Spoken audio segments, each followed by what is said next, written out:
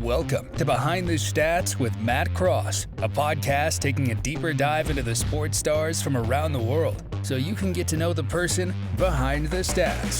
Behind the Stats is sponsored by Buzz Physique. Use code MATT10 to apply 10% off your orders. And now, here's your host, Matt Cross. Okay, so welcome to episode 2 of Behind the Stats with Matt Cross. Again, as it was said in the start, thank you massively to my sponsors, Buzz Physique.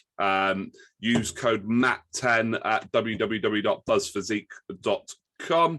You'll get yourself some brilliant discounts on some amazing gym wear from a company based down in my hometown of Plymouth. So episode 2 is with professional boxer, Bec Connolly. Bec, thank you for joining us. No worries. So, Bec, first off, thanks very much for agreeing to do this. I know you're an incredibly busy lady, so No problem. I really appreciate the time. So, Bec, for those that might not know you, I think of being a swimming coach, a few more of my followers at the moment are more in the swimming world than they are in the boxing world. So I'll just go through a few things about you, and we can have a little chat about those. So as far as I know, Bec, you were born in Watford. Is that correct? Yeah, that's it. Yeah. Are you still in Watford, or have you moved on? Or No, I'm in Wiltshire, but we moved to Leighton Buzzard after Watford, and then I left home really early, and I've just been all around the place, but I've settled in Wiltshire now. So yeah, I think I'm going to stay. Yeah, lovely part of the country. I can't blame you for wanting to stay there. So, Bec, professional boxer. Yep. Currently on 18 fights, I believe. Yeah, they whacked in quick, didn't they? Yeah. All add up. And made your professional debut, I've got down here the 29th of September 2017. 5 years ago. 5 years. So we're talking nearly 4 fights a year, and that includes COVID. So yeah, that must have taken a bit of a toll. Yeah, I always, I knew with my age I needed to stay active. I was one of the really lucky ones in COVID because I got out a couple of times, which a lot of people didn't. Not so lucky that I got COVID, and I've never got rid of the sore throat. Oh no! Then, but perfectly well. Just sounds like I smoke 40 a day. But yeah, when I was ticket selling, they said for the first 10 fights you have to ticket sell. Most people quit. So I was trying to whack in at least 4 or 5 fights a year, and then COVID hit, and now luckily the TV shows and that they pay, so you don't have to sell tickets. So that's good. Brilliant. And from what I've seen, are you still affiliated with Matchroom and with Eddie Hearn, or have you moved on now? No, I literally fight for anyone. Okay. If it's the right purse and the right date. I don't think there's any reason I wouldn't take on a girl, like, at all. Yeah. I wanted to leave the sport when I finally retire, having fought like the best of the best, and I think I've made a pretty good dent in that goal. Yeah. Brilliant. Cool. And I read somewhere as well that there was a potential for you to transfer over to MMA. So is that true? Yeah, that was in 2000, I think. When was the lockdown? 2020, wasn't it? So 2019, we were eyeing up a Pink Tyson fight, and she was transferring over to MMA as well. So I started training. Under Lee Remedios, the ex-UFC fighter. And he's great. He's brilliant. He still does all my weight cutting for me now. Brilliant. But COVID happened, and to be honest, I don't know how I used to find the time. My timetable is hectic as it is, but I used to be able to fit all that in. It's my jiu-jitsu that, because my background was in judo, and okay, that was where I started fighting. So that came quite naturally. But those jiu-jitsu guys are like chess players, aren't they? So that would be where I'd need to really pick up my game. But I'd definitely be interested should the money be right to make the transfer. But unfortunately, the British board, they don't like multi-sports in England. Okay. It's not like in America. And the board have been really good to me, and I love boxing. So yeah, that's where we're at. That's where you're at the moment. Well, if Dana White manages to pick this up, then that's it, Dana. Maybe I'll make the switch for you. Yeah, I'm sure he listens. So you said there about your schedule being really hectic. Still in the British Army? Yeah, I had to take a year's leave forgetting which years we're in, 2021, because I had some family stuff to sort out that had to take priority. But I'm due to go back now. So yeah. And the first ever female infanteer? Yeah, we did make history. So that was kind of cool. I at parts I didn't think I was going to make it through, because I don't think everyone was 100% keen on women to start with. But the criteria, I feel, was where it should be, because if you're going to do that job, you need to be able to do it and be physically strong enough and fast enough. So yeah, I passed out from cataract probably 10 days before the Jonas fight. So it was like, whoa, this is a bit of a whirlwind. But yeah. Wow. So how did that all come about? How did the being in the army, and why was that a decision you sort of made as a career? To start with, I was going with the Red Cross to do wanted to get into rescue work, but more like national disasters, like hurricanes, floods. That's the kind of work that I wanted to get into afterwards. And they were the ones that suggested, they were like, well, we normally take medical staff or soldiers. So I went in, and then they got ever so excited, because they were like, oh my goodness, this could be a female that could pass the new requirements. So the rest is history, as they say. You found myself in the right place at the right time. And it was very difficult, I won't lie. I think there's a few more women now, but I've got that little thing in my head that I'm like, you're not beating me. I'm not quitting. I'm not a quitter. No matter how bad it got, I was like, you're not going to beat this fight out of me. I'm going to make it. No, brilliant. And was that something, like going into the army, was that something that you inherited from family? I know a lot of people that go down that.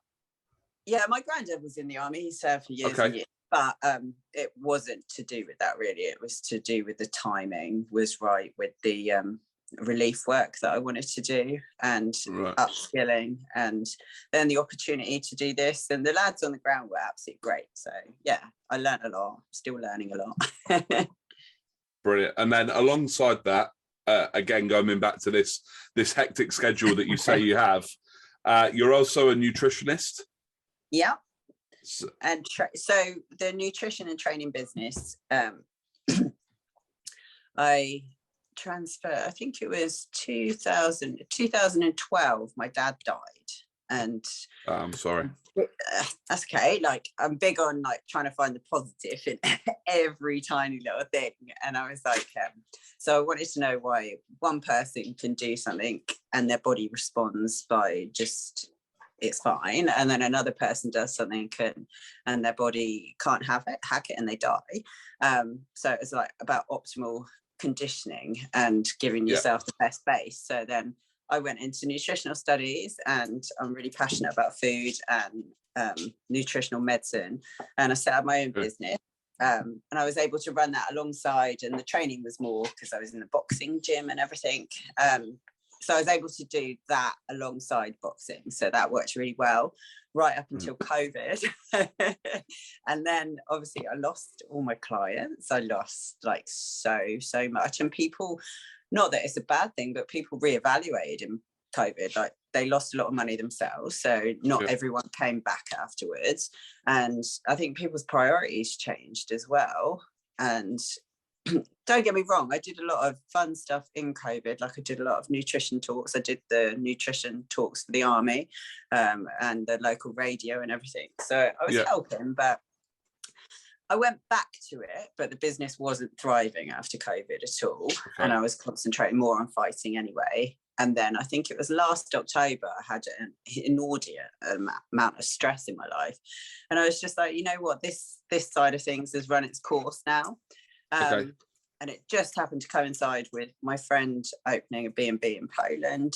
And it got me like thinking about, I do love what I do, but I wanted to intensify it. So that's where I'm hoping to head next year into retreats and like group sessions and working intensively with people, so it doesn't take an abundance of time. So I'm quite passionate about that, but I'm not very good at websites and stuff like that. So that side of things is like slowing right down. Right, okay. No, there's all the I listen to, I don't know if you listen to it, the Peter Crouch podcast. They're sponsored by GoDaddy. Apparently they're brilliant for websites. Oh, that's worth knowing. Little heads up. That's purely from me listening to rubbish on Spotify, but there you go. Right. So you mentioned now, obviously, the sadness of your dad passing away. Is mum still around, or? Yeah, my mum, she lives a couple of hours away, so we see her maybe 4 or 5 times a year.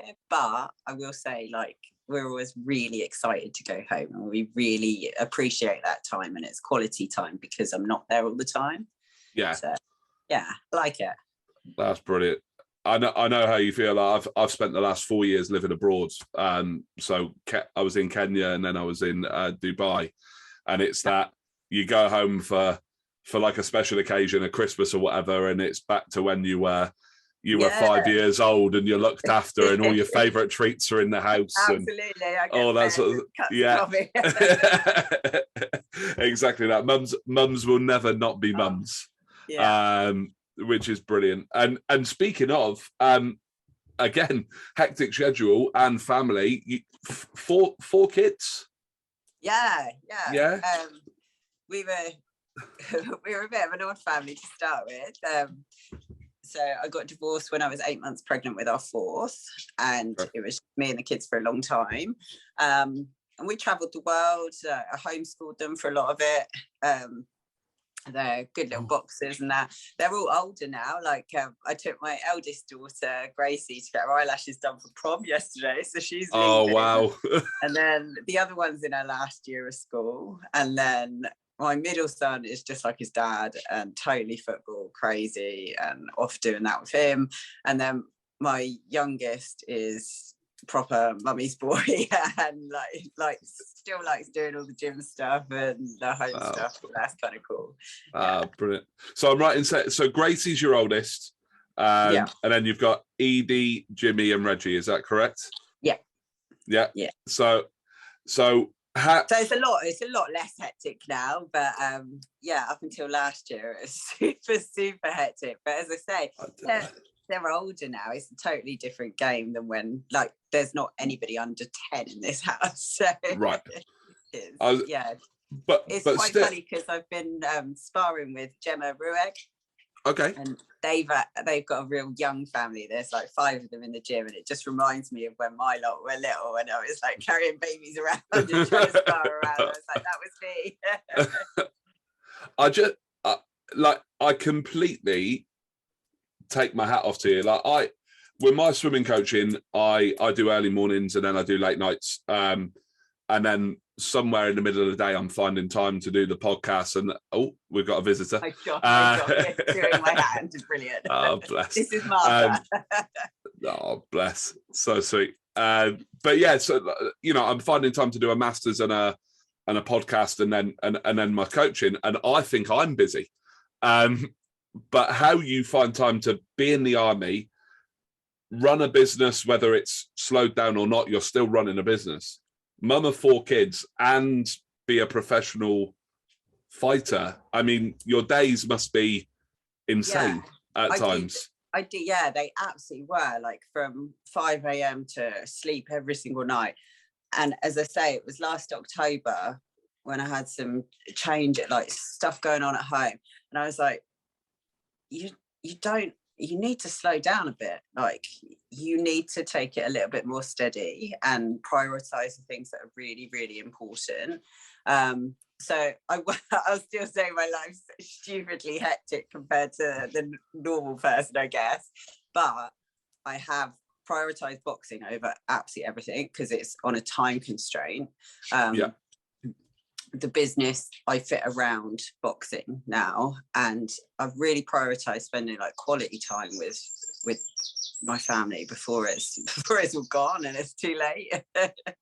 Yeah, no, definitely. I mean, there's a lot to be said, I think, for, you know, I remember talking to Chris on the last episode of this podcast, and you have to, your kids will remember the time you spent with them that was quality. Yeah. They're not going to remember what you bought them for Christmas when they were 10.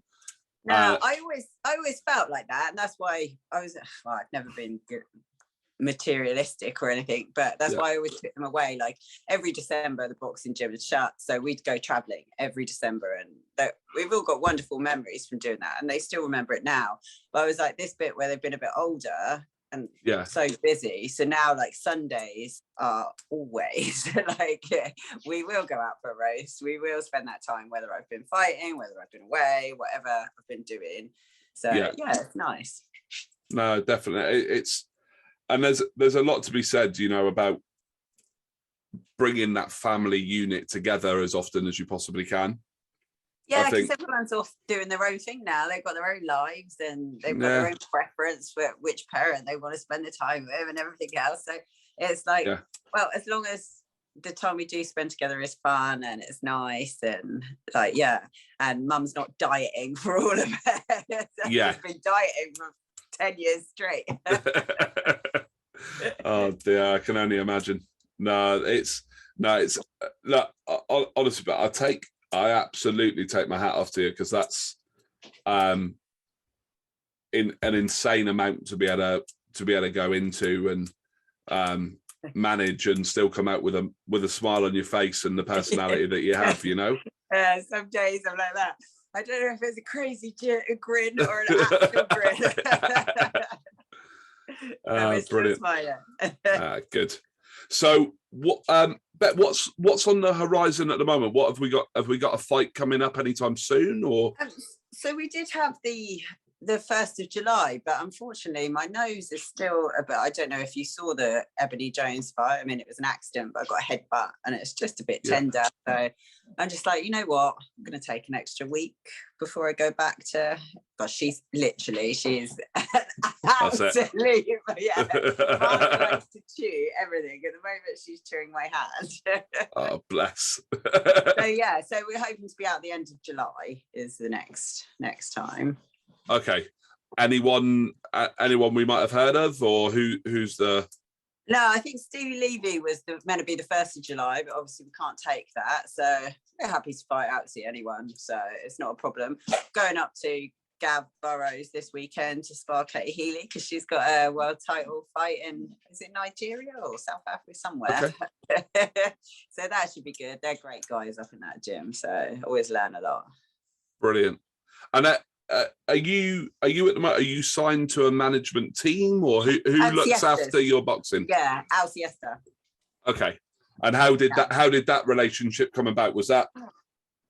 So for the first, for 10 years, I always excuse me, I'm just going to get her a bone to chew on whilst that's okay. Yeah, that's fine. I was with Paddy Fitzpatrick for the first 10.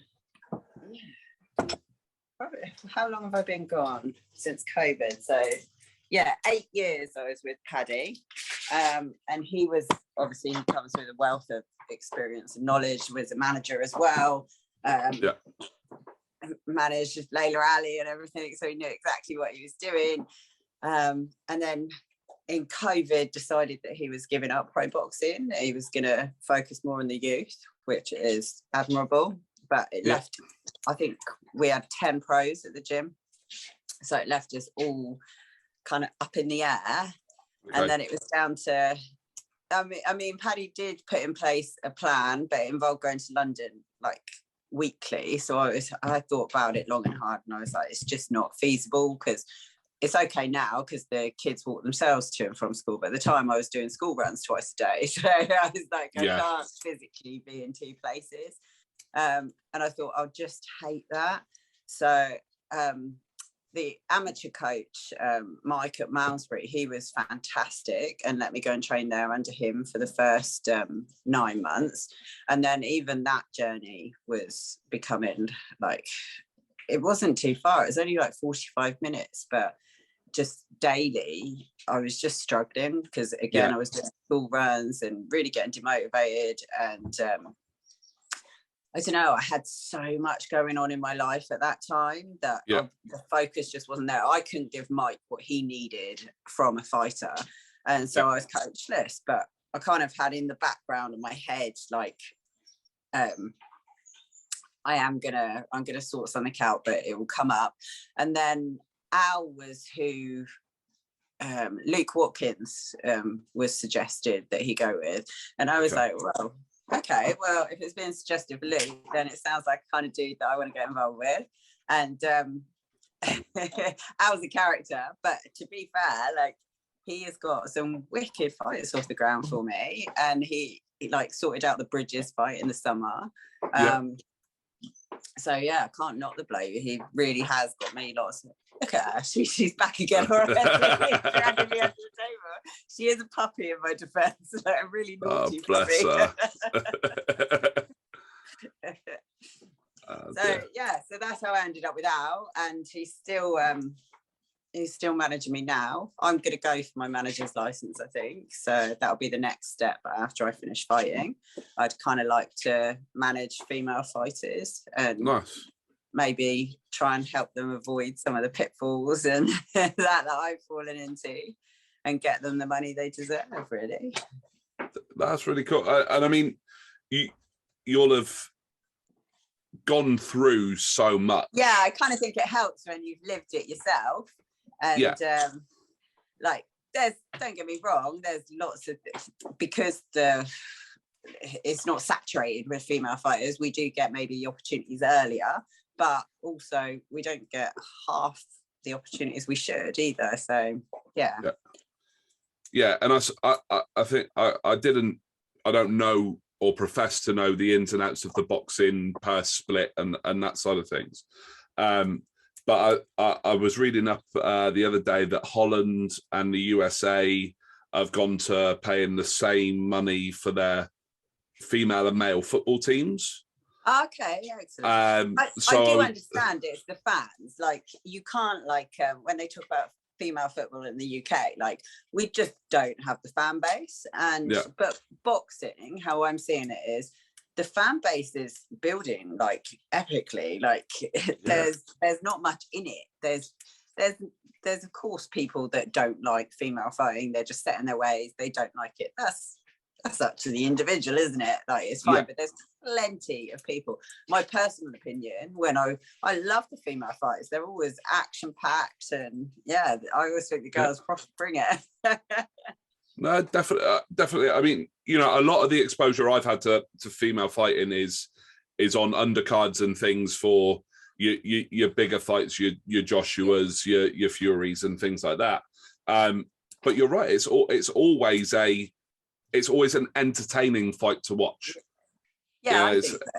Yeah, 100%. So yeah, definitely. If you can get yourself in management and start negotiating some better salaries and things for them, then exactly. No, brilliant. Have you set this is a difficult question to ask, but have you set a date for when you think?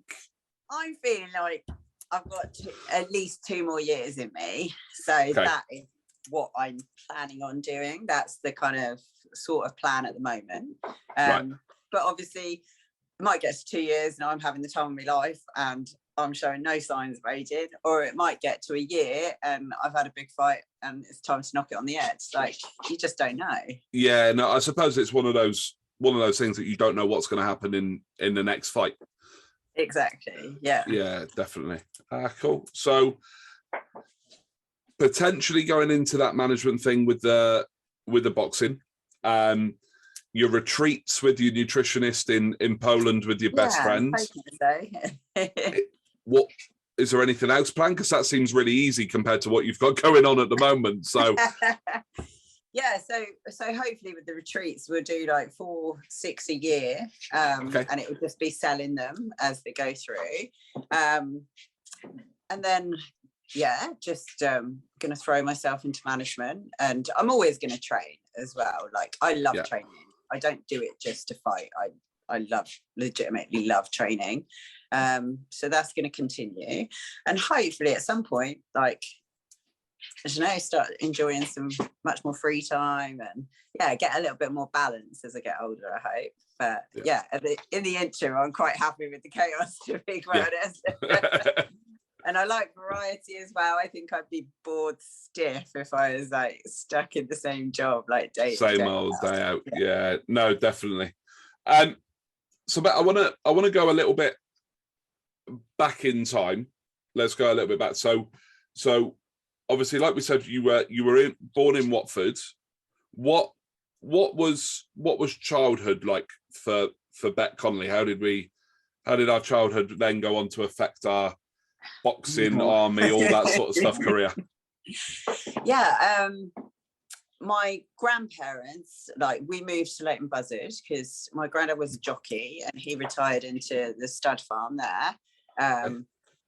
That was my mum's parents, and they were wonderful. My dad, if you could say anything, like, my brother's like my mum and I was like my dad, personality wise, but my dad was a bit of a he was a Catholic schoolboy and liked his drink a bit too much. So I grew up in an alcoholic home when I was little, and everything that comes with that.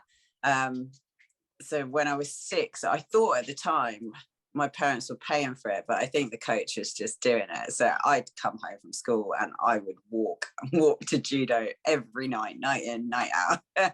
And that was my escape, and I loved fighting.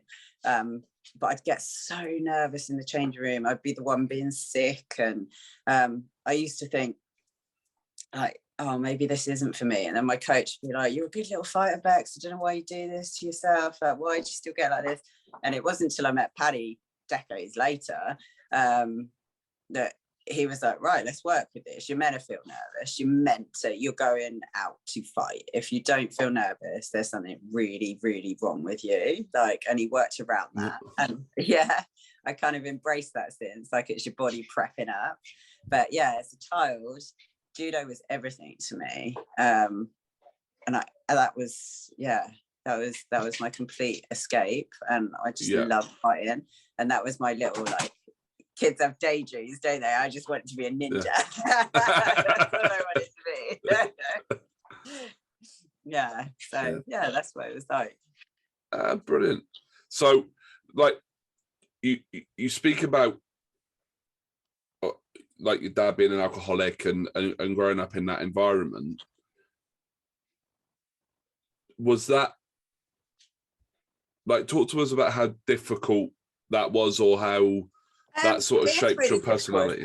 Because you absolutely love and adore your parents, don't you? Of course, yeah.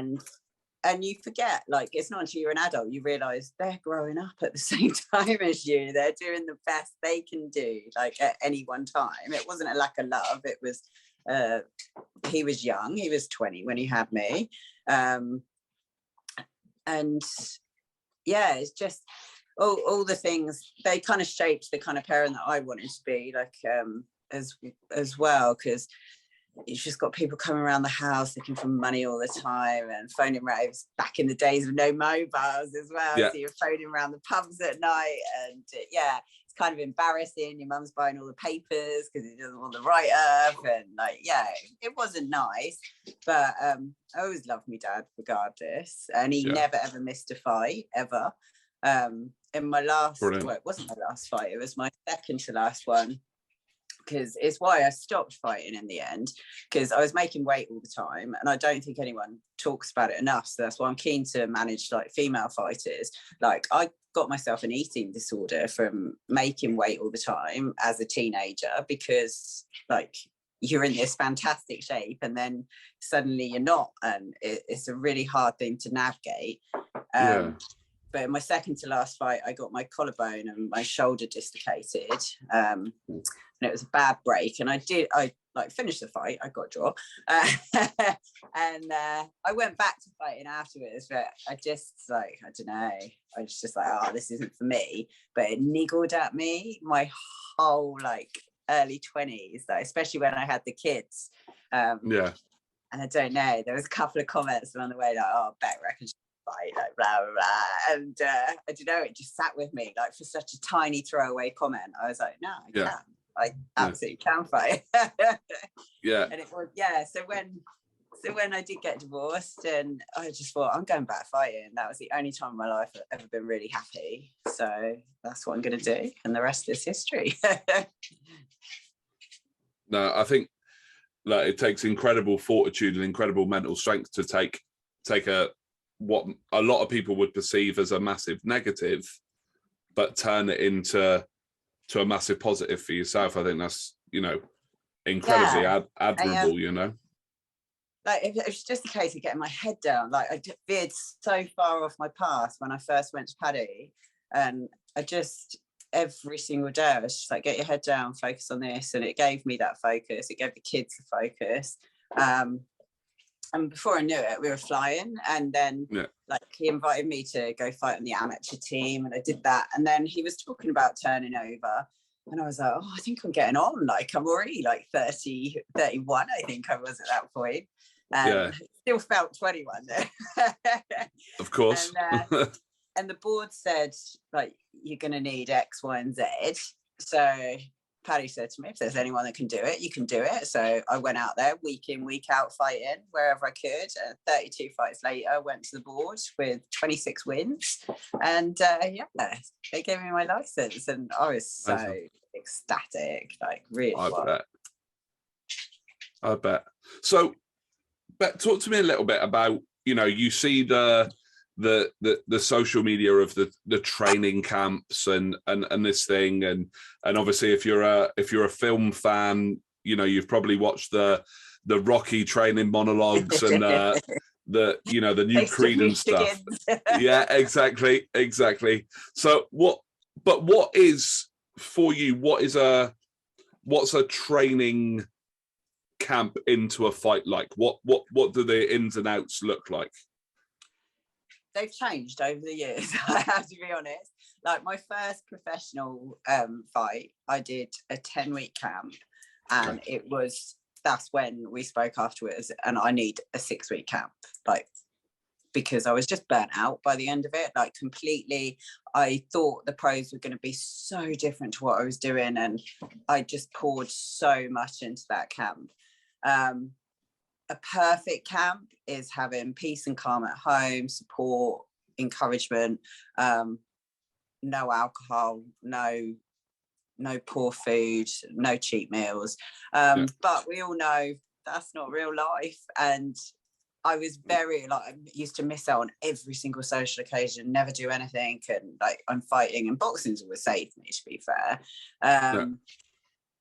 But lately, it's like, no, the kids want a roast dinner. You can have a roast dinner on a Sunday, and like, life isn't perfect. Sometimes really, really bad things happen, and you're going to react by going, I want ice cream, I want wine, I want this. And it's about navigating that balance and knowing that if you're 3 weeks out from a fight, you absolutely can't do that. But if you're 4 weeks out, you're probably better off taking that than you are having the cortisol and the stress in your body, because that just does such damage. So camps have definitely changed, but I think that's an age thing, like, rather than a preference thing. I think it's just priorities sort of change. Definitely. And what in terms of your training during a camp, are we talking 3-4 hours a day, or are we talking more? I usually do like 3-4 sparring sessions a week, and then a couple of hours in the morning, my road work in the afternoon, and then a couple of hours in the evening. Okay. So, and then some active recovery. She is really going through my rest. She's like, I'm getting in this podcast whether you like it or not. She's stealing the show. We'll be naming the podcast after her next. Martha takes over. Okay, so and then how you go through this 6-week period of, you know, getting yourself in the very best physical shape you can. Like you said, the last sort of 3-ish weeks, you're not even looking at a bottle of wine or a donut or whatever. What do you do then on the crest, on the way back down? Like, you've had your fight. I do things very, very differently now, and my weight cuts are excellent these days, to be fair, because I never used to do any like sweating or water weight or anything, and I still wouldn't do an active cut, but definitely the water comes into play. I used to diet down the whole way through the camp, so you're not training as intensely as you could. Like, I clean up, I don't eat badly, but I'm full calories, full maintenance all the way to the very last week now. Whereas before, I used to like to train up to right before the fight because I felt like I hadn't done enough. I couldn't do it. Whereas now I rest that week and I just get the weight off, weight cut week. And yeah, it works really, really well. Okay. And then you're in the fight, whatever result you get, what happens after the fight? Is it a case of, is it like you see like the power lifters and everything go straight for the 24 pancakes with all the syrup, or like what how does it look for you? It's always a really, really weird one after a fight, because you think you're going to want all this stuff, but it's usually the day after that you want all this stuff. Like, because then you just kind of like, you're coming down from it. That will happen. Depends what the result was, what's going on at home as well, and like how many shots you took to the head as well. Sometimes you got banged, like in Rome, I got cut, had a massive eye on me, a headache, and it was just like, oh, I just want to go to bed. Yeah. But then, like the last couple of fights before, I haven't had a mark on me, so it's been like, oh, we'll have a drink, we'll go out, we'll do something. Yeah, so it just depends what's gone down in the fight. Okay. And speaking of, you mentioned the cut and the massive eye. What's the worst injury you've come out of a fight with? I think it's my collarbone. No, boxing wise, no. I've been cut. I cut quite easy, so I've got quite a few scars on my eyes. I think my eye socket with Rachel Ball, probably. Yeah, it I don't know. I get my nose has been broken and my eardrums burst, but it's also ear, nose, and throat sort of stuff. So yeah, there hasn't been anything that's been. Yeah, I'd say probably the eye was the worst with Rachel, but yeah, all fixes up. It's all fine. nothing that was permanently. No. Scarring. And actually, I'm really fussy with the doctors when they stitch you up, but I'm like, do it really neat. This is my face. Oh dear. Okay, so right, but I think we've got to know quite a lot about, you know, you're fighting and all that sort of stuff. Let's talk a little bit more about you as a person. We've got you. We obviously know you've got the 4 kids. What's the future looking like? You said your oldest daughter's got prom. Like, what's going on with the 4 kids? What are they, you know, what GCSEs coming up, and or A levels, is it? Gracie is finishing. I think she finishes the day after tomorrow, actually. I need to check that. And she's got a boyfriend and she's off doing her own thing now completely. Edie is very studious, doing her GCSEs. She's going to go straight to college and do her A levels, or stay in sixth form and do her A levels. Jimmy, as I said, is dad crazy. He's with dad all the time. He used to be in the boxing world, like all the time. He's a good little boxer, but he just does not care about that now. He's at dad's. He wants football. He's football crazy. So he's doing fine. Then my little boy, he's football crazy too. but he's a real smart kid. So he's 10, so he's got Yeah. 1 more year left before he goes up. So I think he'll do like pretty well in his GCSEs and what have you. But to be honest, I've never really been fussed by qualifications. If it gets them where they want to be, that's fine. But I was more concerned that they tried hard and they learned how to learn and what they're interested in. So yeah, it's just one of those journeys. I think people make the mistake of thinking they own their kids, but we don't. We're just there to, this is my experience of the world, this is how I think you'll do better. If it's not what they want to do, it's not what they want to do. Like I said, my Jimmy is like, nah, you're wrong, Mum. He's not interested at all. But like, everyone's individual, aren't they? So 100%. Yeah, definitely. Everyone finds their own way. So, but 100%. There's always, there's not just one path to where you want to be. There's hundreds and hundreds of paths and routes. And I think back to what I was like with my mum. I mean, I was very, very polite, but I couldn't wait to be out there. I was out there like 16. I was gone. I was like, I need to see the world. I want to do this. And I think my middle daughter Edie, she's pretty independent. Like she's always moaning at me. She's like, you've spent this on this much. I'm like, hang on a minute, I'm in charge of the money, thank you. She's like, got a calculator out, so we can't do this and we can't do that. I'm like, whoa, let me deal with this lady. I need to send her my finances because I'm terrible. I'll ping them through on an email. She can tell me where I'm going wrong. we was doing my tax return the other day. She's going through the receipts. She's like, you cannot claim that. You cannot claim that. I was like, okay, sorry. Brilliant, bless her. And is Gracie off to uni then, if she's finishing soon, or? She says she's going to college. Okay. I don't know if she will go to uni, to be honest. But again, I support that if that's what she decides to do. Again, Gracie's, they're just different. Like Gracie and Jimmy are probably more like their dad, and Edie and Reggie are more like me. As I say, like if everyone's happy at the end of the day, good. It's all right, isn't it? Yeah, definitely. That's the key, really, isn't it? Is if they've got a smile on their face and then they're enjoying themselves, as long as they're not getting themselves in any trouble or anything, then what more do you want, really? Okay, Bec, so I gave you a little bit of a heads up. I know I gave you a call a couple of days ago and gave you a heads up on this. But I'm asking every guest to pick 3 sort of meaningful songs, 3 songs that have a little bit of history or something behind them that make you think of those songs. So what would be song number 1? No particular order, but what would be song 1 for you? Van Morrison's Brown Eyed Girl.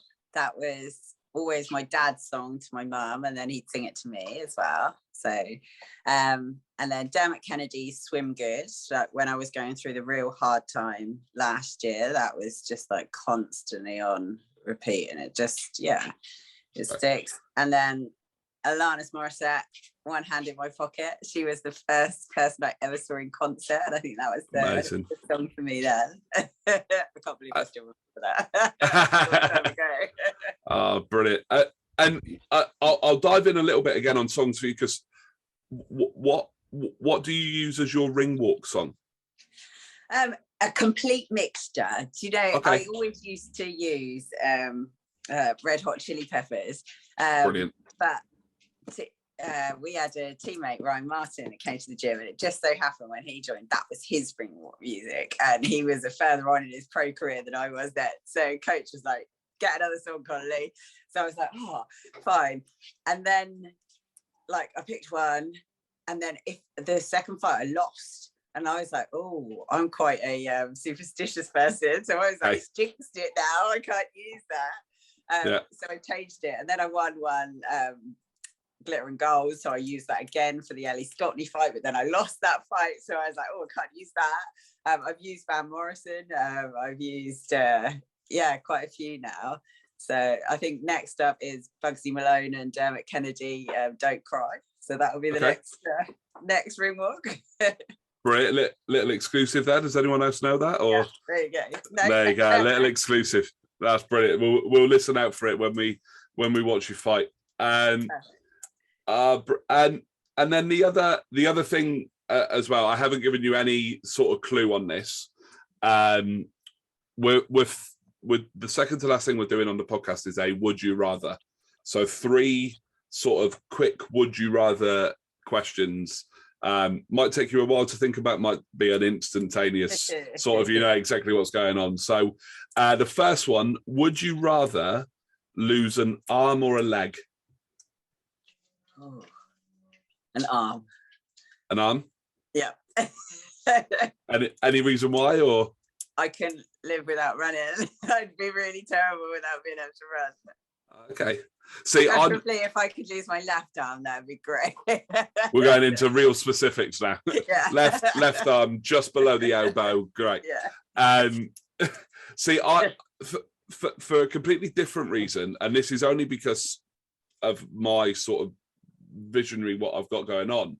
I'd rather lose a leg just because it looks like prosthetic legs are better at the moment, and I wouldn't want to use this. I wouldn't want to lose the sense of feeling in my hands, like holding hands or the cuddle. So that's where I went with it, but it's like you said, personal preference. Okay, number 2, would you rather have a bath or a shower? Shower. Is that just because your life's so hectic you haven't got time for a bath, or? Yeah, I hate being hot and like okay. in the bath. It doesn't appeal at all. Yeah. No, I'm exactly the same, especially when the weather's like it is at the moment. I jump in a cold shower for 5 minutes and that's enough. And then the last one, and this one is being asked to everybody. The other 2 change, but this one is if you could go back right now to Bec Connolly at 10, but with your mind now. So you've got your head on your 10-year-old self, or have 10 million put into your bank account immediately. Which one would you do? Put my head on my 10-year-old self. Definitely. Yeah. No, I'm exactly the same. I look back at being 10 and all the things that weren't around that we could invent and things like that. We'd be much better off than the 10 million. yeah, absolutely. And then but the last thing, like I said, we're doing on this podcast, and I gave you the heads up about this as well. I want to give every guest the opportunity to ask me some questions. So I don't know if you prepared them or if you're going to go off the cuff, but over to you.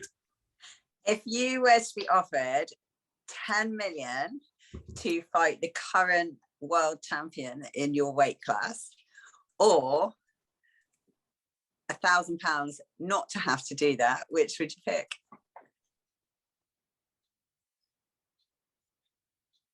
I'd go to 10 million. Okay.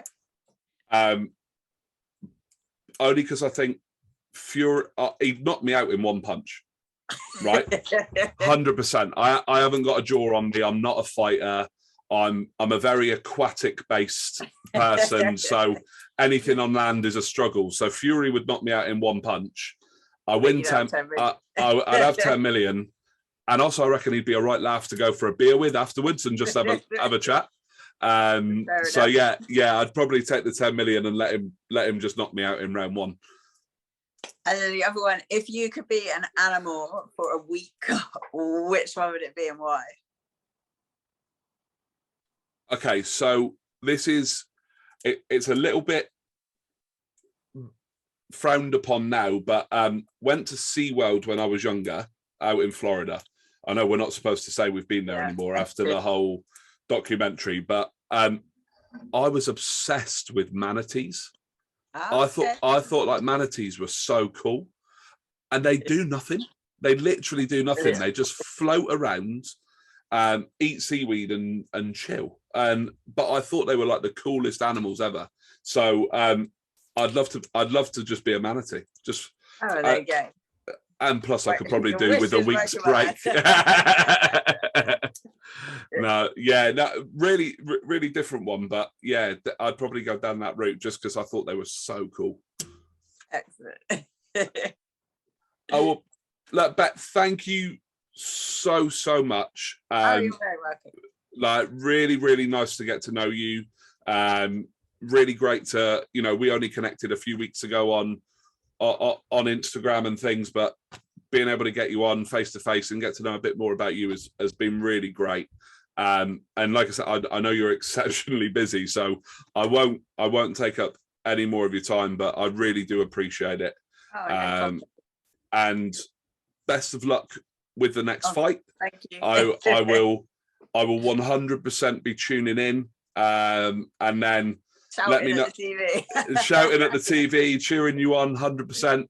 And I'll listen to the song beforehand and make sure I've got the lyrics ready so I can sing along as you walk out. Perfect. And yeah, when the retreats start, let me know, and I'll come over and you can try and sort out my terrible eating habits. But Bex, thanks again. Really appreciate it. And guys, thank you, all of you, for listening. Thank you for giving up your time and joining the recording. Really appreciate you joining in. If you want to subscribe, we're on YouTube, we're on Spotify, Apple, and obviously being all broadcast through the Acast network. So thank you again, and see you next time. See you later. Thanks for listening to Behind the Stats with Matt Cross, sponsored by Buzz Physique. Go to buzzphysi.co.uk and use the code MATT10 to apply 10% off your orders. Make sure you subscribe so you don't miss any future episodes. In the meantime, keep up with the show on Twitter at @behind_Matt and on Instagram at @BehindTheStatsWithMatt. Until next time.